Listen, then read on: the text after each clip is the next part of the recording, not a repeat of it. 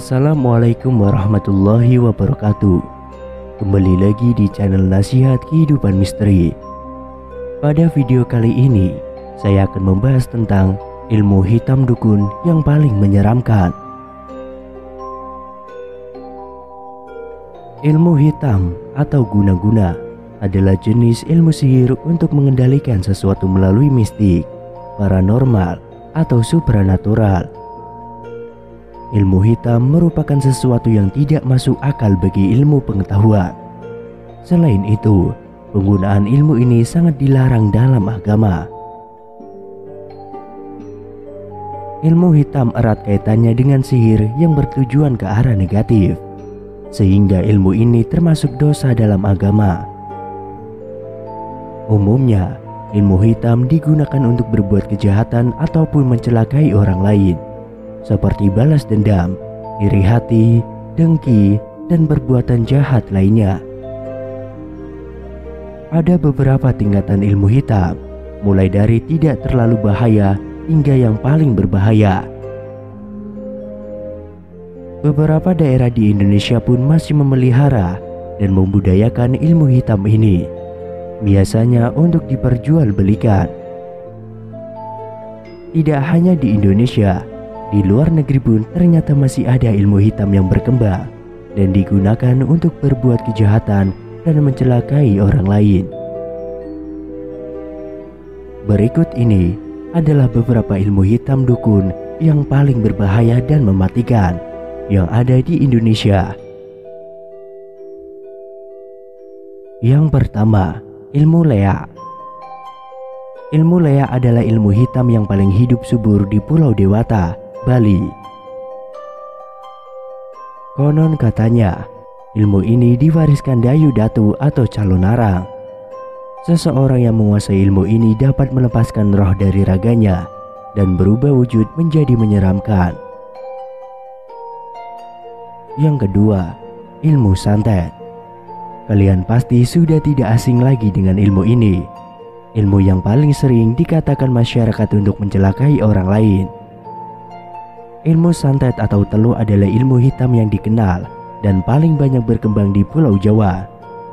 Dengan ilmu ini, seseorang bisa menyakiti, bahkan membunuh, dan membinasakan orang lain dari jarak jauh tanpa menyentuhnya. Yang ketiga, ilmu palasik. Ilmu palasik sendiri berkembang di daerah Sumatera, tepatnya Minangkabau, Sumatera Barat. Konon katanya, orang yang mempelajari dan mempunyai ilmu ini bisa berubah menjadi sosok yang mengerikan. Kepala dengan organ di dalamnya akan terlihat tergantung. Yang keempat, ilmu Sawangi. Ilmu Sawangi adalah ilmu yang berasal dari daerah timur. Konon katanya, orang yang memiliki ilmu hitam ini bisa berubah menjadi sosok yang mengerikan dan dapat melukai bahkan membunuh orang seperti ilmu santet. Yang kelima, ilmu doti. Ilmu hitam ini dimiliki oleh salah satu suku yang berada di Bulukumba, Sulawesi Selatan, yakni suku Kajang. Ilmu doti ini mirip dengan ilmu santet, yang dimana bisa mencelakai orang bahkan membunuh. Yang keenam, voodoo. Ilmu yang sudah ada sejak 10.000 tahun yang lalu ini adalah ilmu sihir yang berkembang di Afrika Barat. Para penganut ilmu ini akan melakukan ritual mistis kepada roh-roh halus dengan benda-benda keramat serta diiringi musik dan tarian. Voodoo seringkali dikaitkan dengan ajaran satanisme. Mereka akan melakukan persembahan dengan memasang unggas yang dipimpin oleh seorang pendeta sebagai pembaca doa-doa. Yang ketujuh, Namunda. Ilmu hitam atau sihir yang satu ini termasuk ke dalam ilmu hitam paling berbahaya. Ilmu ini biasa digunakan untuk membunuh seseorang tanpa meninggalkan jejak satupun. Ilmu yang berasal dari suku Indian di Amerika ini bekerja dengan memasukkan roh ke dalam tubuh korban yang akan dibacai mantra dari jarak jauh sampai meninggal dunia. Yang kedelapan, Malkamoma. Malkamoma termasuk ilmu hitam yang paling berbahaya juga. Orang yang melakukan ilmu ini akan bernyanyi dengan nada tinggi dan ditujukan kepada target dengan jarak jauh. Ilmu ini biasanya akan menghancurkan organ-organ vital dan indera korban. Ilmu-ilmu hitam tersebut adalah ilmu yang dipunyai oleh dukun. Dukun atau orang pintar adalah istilah yang semacam umum dipahami dalam pengertian orang yang memiliki kelebihan dalam kemampuan supranatural yang menyebabkannya dapat memahami hal yang tidak kasat mata serta mampu berkomunikasi dengan arwah dan alam gaib yang dipergunakan untuk membantu menyelesaikan masalah di masyarakat seperti penyakit, gangguan sihir, kehilangan barang, kesialan, dan lain sebagainya.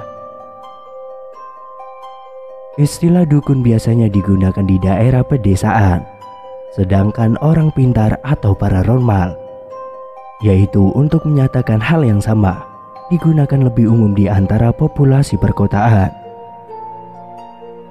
Penerimaan sosial terhadap istilah orang pintar pun biasanya lebih positif dibandingkan penggunaan istilah dukun. Sebab, meskipun memiliki persamaan karakteristik dengan dukun, dalam hal bantuan yang diberikan, merujuk pada penggunaan istilah orang pintar biasanya tidak meminta imbalan atas jasa yang diberikan. Dan tidak seperti tipikal dukun dalam penggunaan secara istilah, keberadaan orang pintar di dalam masyarakat tidak berbeda dengan anggota komunitas lainnya. Konotasi negatif yang muncul apabila istilah dukun yang digunakan yaitu cenderung bersifat oportunistik dan menjalani praktik-praktik tidak bermoral dengan dalih sebagai bagian dari treatment. Dukun dan perdukunan merupakan suatu dilema.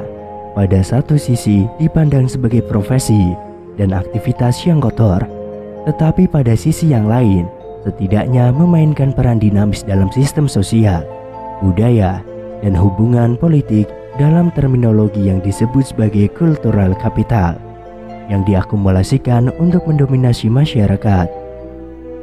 Istilah dukun yang populer di daerah pedesaan itu pada perkembangannya menjadi jarang digunakan.